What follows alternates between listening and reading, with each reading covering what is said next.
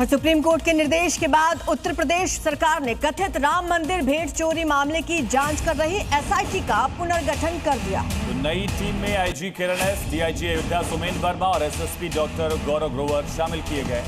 ये नई एसआईटी बनी है। जांच में नए अधिकारी शामिल किए गए। सुप्रीम कोर्ट का निर्देश था, जिसके बाद एसआईटी का पुनर्गठन किया गया। इससे पहले आईएएस अधिकारी विजय विश्वास पंत की लीडरशिप में एसआईटी जांच कर रही थी। सुप्रीम कोर्ट के आदेश के बाद बनी इस नई एसआईटी की कमान आईपीएस अधिकारियों के हाथों में सौंपी गई है।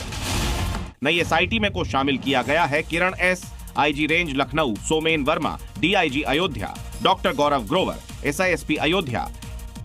इससे पहले जो एसआईटी बनाई गई थी उसमें आईएएस अधिकारी शामिल थे, लेकिन सुप्रीम कोर्ट की हिदायत के बाद अब पूरी कमान पुलिस अधिकारियों को दे दी गई है। इस मामले पर अगली सुनवाई कल यानी 27 जुलाई को होनी है, जिससे पहले शासन का ये बड़ा कदम बेहद अहम माना जा रहा है। और बड़ी खबर है यूपी के बागपत से, जहां पुलिस और एसटीएफ की संयुक्त कार्रवाई में 50,000 का इनामी शार्पशूटर विपुल उर्फ खूनी एनकाउंटर में मारा गया। आरोपी पर हत्या, लूट, गैंगस्टर समेत 38 से ज्यादा मुकदमे दर्ज थे और वो लंबे समय से फरार चल रहा था। बागपत में अब उसे ढेर किया गया। 50,000 का इनामी एनकाउंटर में ढेर हुआ। शार्पशूटर पर 38 मुकदमे दर्ज थे, लगातार फरार चल रहा था। पुलिस और एसटीएफ ने मिलकर इसका खेल खत्म किया है। 38 मुकदमों में इसकी तलाशी लगातार पुलिस कर रही है।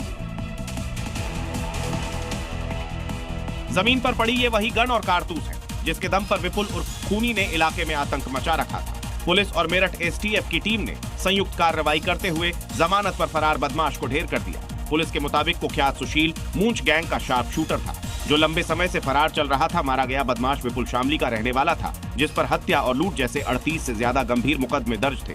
कोर्ट से जमानत पर छूटने के बाद से वे लगातार फरार चल रहा था, जिस पर 50,000 का इनाम भी घोषित था। यूपी के चित्रकूट से बड़ी खबर, जहां एनकाउंटर में गैंगरेप आरोपी के पैर में गोली लगी है। एनकाउंटर में सिपाही भी घायल हुआ है। तो बंधक बनाकर गैंगरेप किया गया था। बॉयफ्रेंड के साथ युवती गई थी और इस पूरे मामले को लेकर चित्रकूट में एनकाउंटर के बाद आरोपी को पुलिस ने गिरफ्तार कर लिया है। ऑपरेशन लंगड़ा के तहत कार्रवाई की गई। गैंगरेप के आरोपी को घायल करने के बाद पुलिस ने गिरफ्तार किया। और इसी बीच एक और बड़ी खबर है प्रयागराज से, जहां पुलिस और गौकश में एनकाउंटर हुआ है। गोली लगने के बाद गौकश आमिर गिरफ्तार किया गया। दरअसल रुकने का इशारा करने पर पुलिस पर फायरिंग की गई थी। आमिर के 8 और साथी गिरफ्तार हो चुके हैं। 355 किलो गोवंश भी बरामद किया गया।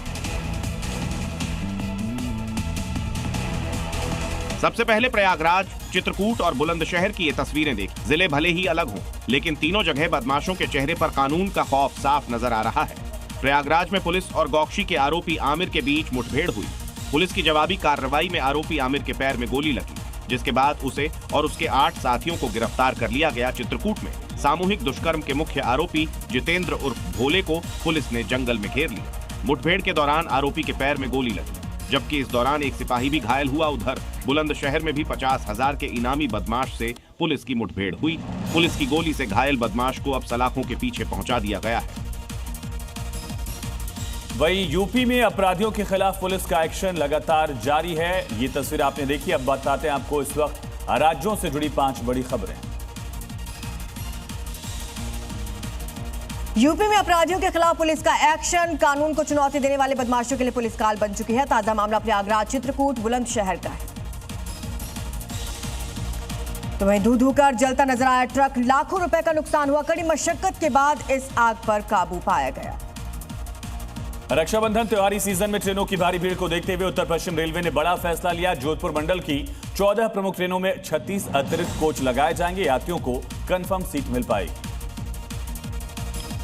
बिहार के हाजीपुर में चोरी के मामले में कार्रवाई न होने से नाराज किन्नरों ने कलेक्टर ऑफिस का घेराव कर हंगामा किया। इसके बाद डीएम और एसपी के आश्वासन के बाद हमला शांत हुआ। बता दें, कुछ दिन पहले किन्नरों की गाड़ी से 1.5 करोड़ की ज्वेलरी और कैश चोरी हो गया था। मथुरा जंक्शन में उस वक्त लोगों की भीड़ जुट गई जब अचानक एक गर्भवती महिला को प्रसव पीड़ा होने लगी। आरपीएफ की महिला टीम और मेडिकल स्टाफ ने तुरंत एक्शन लेते हुए प्लेटफॉर्म पर ही डिलीवरी कराई। दोनों को अस्पताल में भर्ती कराया गया। बिहार के मुजफ्फरपुर में नदी में नहाने गए 4 बच्चे हादसे का शिकार हो गए। 3 बच्चों की डूबने से मौत हो गई। एक तैरकर किसी तरह बाहर निकलने में कामयाब रहा, उसकी जान बच गई।